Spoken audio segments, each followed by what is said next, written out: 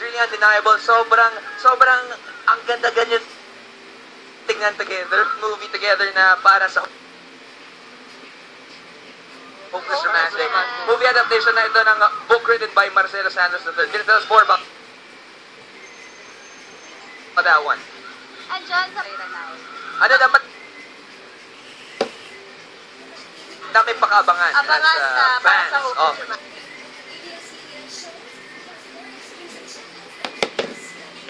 Para sa Hopeless Romantic. Well, ano kasi siya? Grabe yung titik sa lips, ha? Sobra. Iba, ha? Ano siya, hindi lang siya puro kilig, may drama din siya. Tsaka ito, very relatable siya kasi nga yung title para sa Hopeless Romantic. So, marami tayong Hopeless Romantic dyan.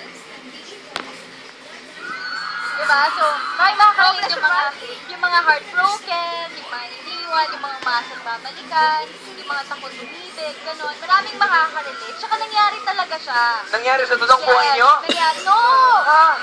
Nangyari siya! Hindi. Yung characters namin doon, si Nico and si Becca, talagang totoo silang tao. Sabi ni according to Marcelo.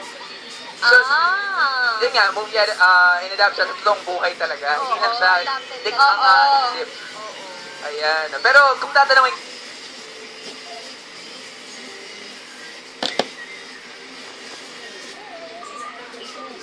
kayo, Hopeless Romantic pa kayo dalawa? Ang level ka ngayon, Nadine?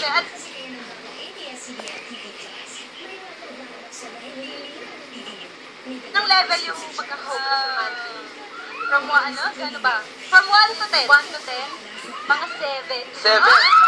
Hopeless Romantic level 7. Bakit 7? 7? Ewan ko! Kasi, hindi siya kayong ano, yung parang naniniwala ko. Uy, grabe!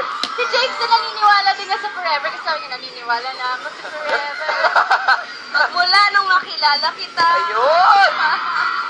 So, yun pala yun. Hopeless Romantic Yun. level from 1 to 10. 1 to hopeless? Hopeless. Hopeless talaga. Why?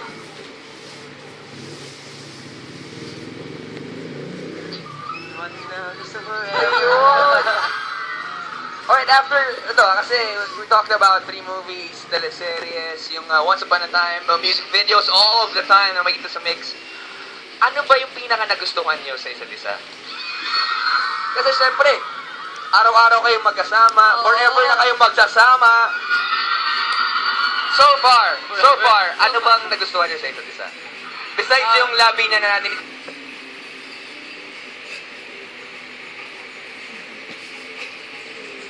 Yung mukha na ba? No, I love the scene. She's so bubbly and so energetic and so bright. I'm the opposite. So sometimes, you know what I mean, like we match because I'm the opposite. You know what I mean? So much energy and like sometimes I'm really bad. So in other words, Well, si James kasi he has perfect timing. Like, pag sobrang malungkot ako or may problema ako or stressed ako, nagpapatawa siya.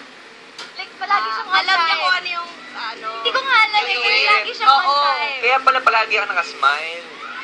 Dahil pala sa kanya. Uy! Statement yan.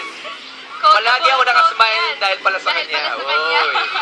Well, later on, more kilig moments plus Hanap Buen. Jaydeen returns. Don't go away. Thank you guys for coming. Thank you so much. You know,